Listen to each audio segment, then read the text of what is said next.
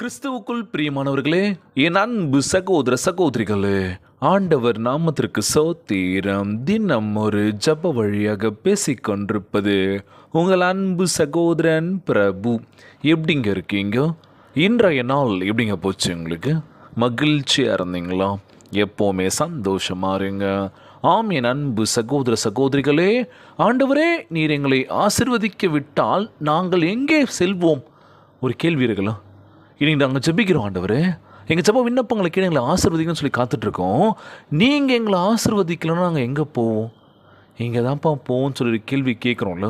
ஆனால் நம்ம மாணவராக இயேசு கிறிஸ்து நம்ம ஒருபோதும் கைவிட மாட்டேன், உன்னை ஆசீர்வதிக்க மாட்டேன்னு சொல்லவே இல்லையா? எப்பொழுதும் என்னுடைய ஆசீர்வாதம் உங்கள் மீதும் உங்கள் குடும்பத்தின் மீதும் எப்போது இருக்குன்னு சொல்லிட்டார்ல.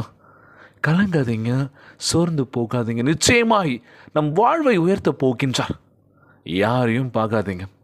ஆண்டவர் நம்ம கொடுத்த இந்த வாழ்க்கை அற்புதமான ஒரு வாழ்க்கை. இது யாரையும் பார்க்காதீங்க. முதலாவது இதுதான். அடுத்தவன் எப்படி வாழ்கிறான், நல்லா இருக்கானே, ஒவ்வொன்றும் வாழ்ந்துட்டுருக்கானே, 4-5 வீடு வச்சுருக்கான், கார் வச்சுருக்கான், அப்படி சொந்த இடம் நிறைய இருக்கு. ஆனால் ஆண்டவர் இது எனக்கு எதுவுமே கொடுக்கலையோ.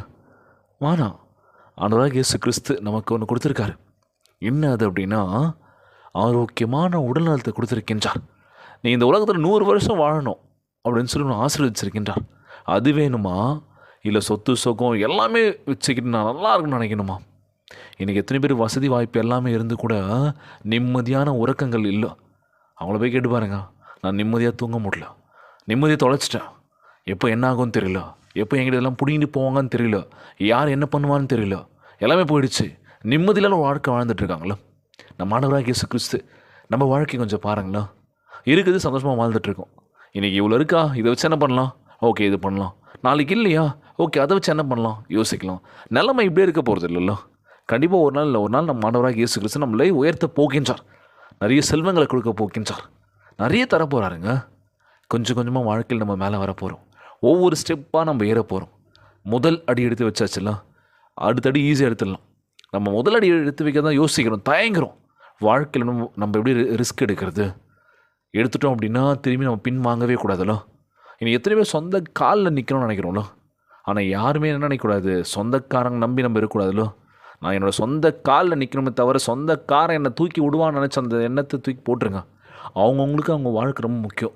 அவங்கவுங்க வாழ்க்கையில் ஜெயிச்சு மேலே போய்கிட்டே இருக்குமே தவிர, வாடா நான் கை கொடுத்து தூக்குறேன்டா, நான் உதவி பண்ணுறேன்டா அப்படின்னு சொல்லி கூப்பிட்டு போவாங்களாம். அது ஒரு கேள்விக்குறி மட்டும்தான். ஆனால் நம்ம ஆண்டவராகிய இயேசு கிறிஸ்து, என்னை நோக்கி கூப்பிடு, நான் உனக்கு பதிலளிப்பேன், உன் வாழ்க்கையை உயர்த்துவேன், கலங்காத, நிச்சயமாகவே முடிவு உண்டு, உன் நம்பிக்கை வீண் போகாது. நீதிமொழிகள் 23:18 சொல்லக்கூடிய அழகான வார்த்தைங்க. தினந்தோறும் ஜெபியுங்கள், ஆண்டவரே என் வாழ்க்கை நிலைமை மாற்றுங்கப்பா, சோர்ந்து போய் இருக்கின்ற வேலையில் கூட நீரே எங்களை பத்திரமாய் பாதுகாத்து கொள்வீர் அப்படின்னு சொல்லி என் வாழ்க்கையிலும் சரி, என்னை சுற்றி உள்ள ஒவ்வொரு மக்களின் வாழ்க்கையிலும் சரி அற்புதத்தை செய்யுங்கப்பா. அவங்க வாழ்க்கையை மாற்றுங்கப்பா. திருமணமாகி இன்னும் குழந்தை பாக்கியம் இல்லைன்னு சொல்லி கண்ணீரும் கவலமாக ஜெபிக்கின்ற ஒவ்வொருவரையும் நோக்கி பாருங்கப்பா. குழந்தை பாக்கியத்தை கொடுக்க வேண்டும் என்று ஜெபிக்கிறேன். ஆண்டவரே, கணவன் மனைவிக்குள்ள ஒற்றுமையை கொடுங்க, சமாதானத்தை கொடுன்னு சொல்லி கேட்குறேன்ப்பா. என் அக்கா கன்சீவாக இருக்காங்க, அவங்க நல்லபடியாக குழந்தை பெற்றெடுக்கணும்னு சொல்லி கேட்குறாங்க. நிச்சயமாய் ஆரோக்கியமாக ஒரு குழந்தையை பெற்றெடுக்க போகிறாங்க. நார்மல் டெலிவரி கொடுக்க போகிறார் ஏசப்பா. நிச்சயமாய் ஒவ்வொருவரையும் ஆசீர்வதிங்கப்பா. மருத்துவமனையில் இருக்கின்ற ஒவ்வொரு சகோதர சகோதரிகள் உங்களுடைய கரங்களால் தொட்டு நோயெல்லாம் சுகம் பெற வேண்டும் என்று ஜெபிக்கிறேன். ஆண்டவரே ஆசீர்வதிப்பீராக. ஜெபிக்கலாமா? கலங்காதீங்க, சோர்ந்து போகாதீங்க. நான் சொல்கிற ஒவ்வொரு விஷயம் இதுதான். பார்த்துக்கலாம். இன்றைக்கி நாள் ரொம்ப கஷ்டமாக தான் போயிருக்கோம், என்னடா இது அப்படின்ற மாதிரி தான் இருக்கும். நாளைக்கு சூப்பராக இருக்கும்ல. நான் சொன்னது ஒரு விஷயம், அதை மட்டும் மனசில் வச்சுக்கோங்க. எழுந்ததுமே ஜெபிங்க. வேலைக்கு போயிட்டு வேலைக்கு போகிறதுக்கு மட்டும் ஜெபிச்சிருங்க. வேலைக்கு ரீச் ஆனதுக்கப்புறம் ஒரு ஜெபத்தோடு நீங்கள் உங்கள் வேலையை ஆரம்பிங்க.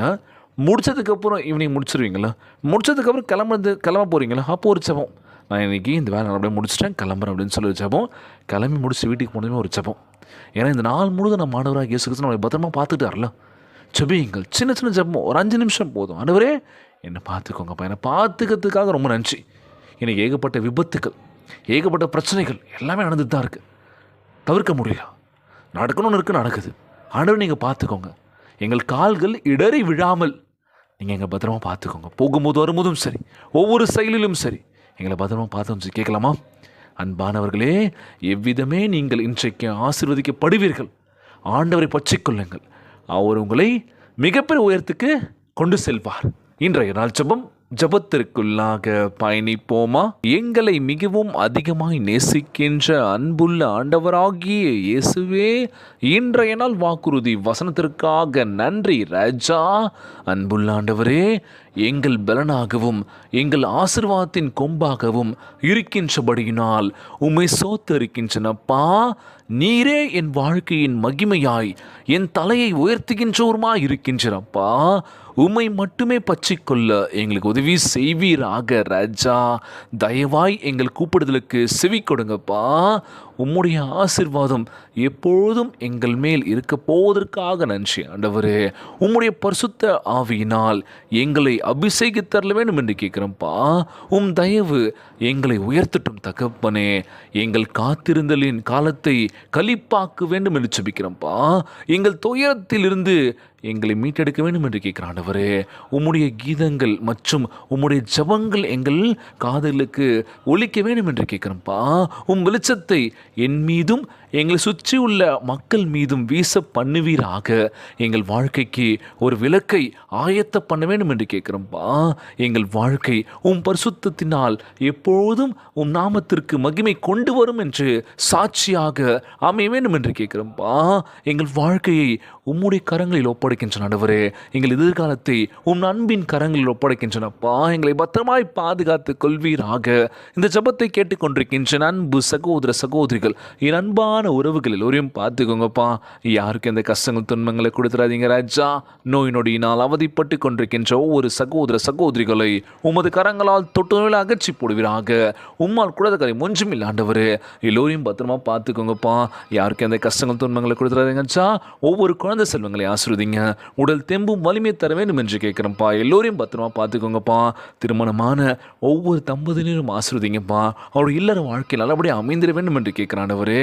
எல்லோரையும் பத்திரமா பார்த்துக்கோங்கப்பா. குடும்ப உறவுகள் மகிழ்ச்சியாக இருக்க வேண்டும் என்று இன்றைய நாள் ஜெபம் இயேசுவின் விலையேற பெற்ற நாமத்தினாலே ஜெபிக்கின்றேன் நல்ல பிதாவே. ஆமேன் ஆமேன். இயேசுவுக்கே புகழ், இயேசுவுக்கே நன்றி. மரியே வாழ்க. God bless you all.